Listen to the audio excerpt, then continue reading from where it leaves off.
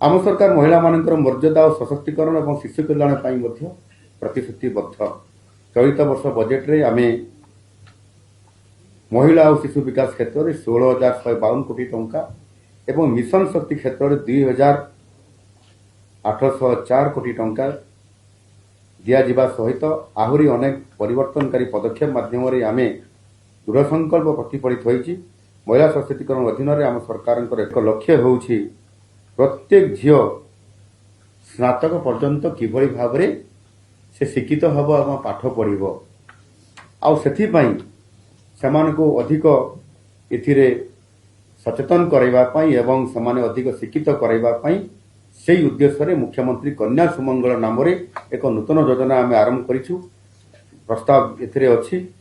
एथिरे निश्चित भाव जो माने आर्थिक दुर्बल वर्गर परिवार जन्म होइथिबा हमर झील एवं तांकरी नाम 20,000 टंकार एक संचय व्यवस्था सेविंग्स इंस्ट्रूमेंट करा जिवो और स्नातक समाप्त करने पर 1,00,001 टंका प्रदान करा जिवो।